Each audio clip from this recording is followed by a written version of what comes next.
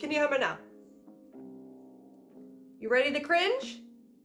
It's been a while since I did a video. I only did one and then I disappeared for a year or more. I thought it would be fun because in that year we moved. We were living in Washington State and then we moved to Texas to be closer to our family. I had over 100 plants and I sold them down to basically 30. I think 32 plants is what I brought with me.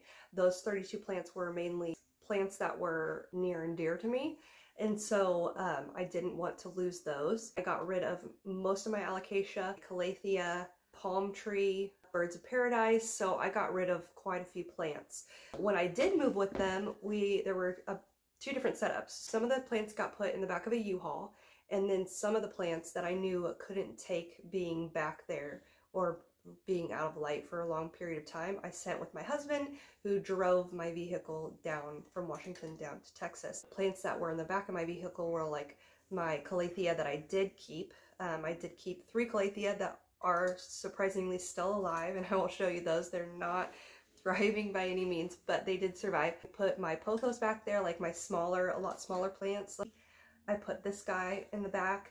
I had some marantas that I put back there as well. And what I did, I took baskets like this or crates that I had, and I just put all the plants, like, you know, line them up all together. I did water them prior to the drive, because even the ones that went in the back of the U-Haul, I did water. I put my Monstera, my Ficus lyrata, and then an unnamed philodendron that I had on a moss pole. I put it in the back of the U-Haul. What I did, I purchased big clothing rack boxes, and I took there's a pole that comes in them. I took the pole out and just put the plant in, and it like covered the whole plant nicely. I did not put the lid on them or anything. I just left them open, and we stuck them in the back of the truck. How long was the trip? Just 3 days? Okay, so 3 days. So they were in the back of the truck. Well, they drove for 3 days. I packed them the night prior. They were packed all of like 4 or 5 days, and then they sat in the driveway for a day. So I would say 5 days maximum they were in the vehicles. They all managed to make it fine. I did have one plant not survive the drive. It was one of my marantas, and I was kind of surprised about it, but at the same time, I know it's part of the calathea family, and so not really surprised about it, but it was one of my favorite ones, which was the bummer part of it. All my calathea made it. How? But my maranta did not make it. So that was upsetting. But all of my plants, I feel like now we've been here a year, and all of my plants have fully acclimated. I have found them their spots where they should go. Again, maybe I'll show like a video of my old house and the setup, but we had bay windows that were in the south and west side, and so all of my plants lived along those 2 windows. I had them all along the wall, and I had them hanging on our curtains, like on the curtain rods, and so they were all in that one major area. And then we also had a bay window on an east facing window, and so that's where my Monstera was, my calathea were. And in my bedroom we had again an east facing window, large window, and I had my Thematophyllum there, and my Maranta there, and it was just, plants loved that. I never had to supplement with grow lights. They all were just doing great. And then moved here, and we moved into a suburb where the houses are literally like, I say Stepford Wives, if you've ever seen that movie. They're right on top of each other, like you share a fence. You could reach out your window and like touch the house next to you. Oh, the lighting here is terrible. This window really is the only window that gets adequate light, so that's why all of my plants are here, and this is our bedroom. All the other windows, like I have a southwest facing window in our living room and in our like dining area, but there's an awning that covers it, and so it does not get great light. They have taken, I would say, a beating on that, to where I have now supplemented grow lights. That's why I got rid of half my collections, because I knew that I wouldn't be able to house all these plants and give them an adequate space or lighting. Thought it would be interesting to see what plants made it, survived, are thriving, and then what plants are not. Let's see those plants, where they were and where they are now. Like they're in heaven. I pointed up like they were in heaven. They're not. Some of them are. So let's start off with this guy. So this is a Thaumatophyllum. I actually got this at Lowe's one year in the outdoor section, and it was really nice and full and so beautiful. And I brought it home, put it in a north-facing window in our bedroom, and it was doing really, really great. There were actually two plants in here, and when we moved, it just became this. Indeed, no. It's holding on. It's pushing out some new growth. I recently repotted it. The second plant, I tried to salvage it, and this is what's left of it. So I'm gonna say that it's dead. But I am hopeful that this guy will grow, and this will become the tree that it once was. Then we have my Calathea collection. It's also sitting right next to my Thaumatophyllum. These guys, yeah. I actually really love Calathea. They're one of my favorite plants. They are difficult to take care of. I have had some luck with other varieties, or, you know, varieties over others. This is a Calathea vittata. This is a Tenanthe. This is my favorite plant. So there it is right there. Amagris. This is my favorite plant. So there it is right there. Amagris. This guy, I have a photo of him that I'll put here, but was so beautiful and full, and I love it. I love the leaves. It's so pretty. And really, these are easy, to me, they're easy to care for. And then this is also another Tenanthe. I think this is like a Burley Marks eye, or however you want to say it. This guy also was really large and huge. Now these are growing new leaves. Like you can see, that's a new leaf here. They just aren't thriving like they were at our old home.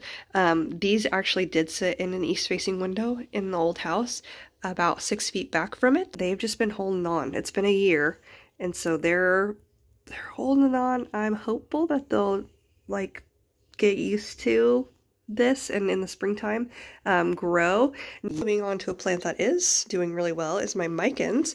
I had this in a west-facing window in our old house, and it grew. It was fine, but I have put it in this, like right here, in this east-facing window, and it's really grown. Like, it's taken off. It's reaching for the light, so I know that it probably wants more. It's doing really well. It's a mess up here. I really need to like fix all of it, but it's doing very well. It's just trailing there, and I kind of haven't put much thought into it. So then we have my Rhaphidophora tetrasperma. This is what's left of it. It wasn't growing properly. I don't know. It wasn't growing the way I wanted it to grow, so I just chopped it all up. So I would say this one did survive. Then I have all my prickly pears. They did survive. I actually ended up chopping them up because they were getting so tall and long and like falling over. So I separated them, and they're doing great. Then my most surprising plant is this CZ. So I had this CZ forever. I paid $2.98 for it, but it was not growing. Like, I put this in a north-facing window, a west-facing window, a south-facing window. I had it in like a windowsill. Oh, I had it like directly in a windowsill for the longest time, and it never grew. It was only this leaf, and then these two leaves, but they were about the same size as this one right here. They were really short, and so I just kind of gave up on it. I didn't mind that it was a smaller plant. I kind of liked it, but when we got here, I just threw it in this room because I'm like, well, I've tried it everywhere else. It's not gonna do anything. And then it sprouted off these huge leaves, and it's all started to grow. So I'll go back over here. This is like honorable mention. I need to water it. But this is my Enjoy Pothos. It was sitting in a south and west facing bay window. It was doing all right, but when we got here, it wasn't doing great. You know, any variegated plant that has a lot of white in it needs higher light, and so I ended up chopping this guy up and just potting it separately, and it's doing really well. It sits in this east-facing window, gets direct light like that all day, and the leaves are getting a lot larger. You can see, like, this is what we this is what we were working with. Oh, I need to water it so bad. This is what we were working with, those two little leaves right there. And then all of this grew out of this one propagation, and they're really pretty, and so I need to water that. And then the last plant in here that was brought with me was this Hoya pubicalis.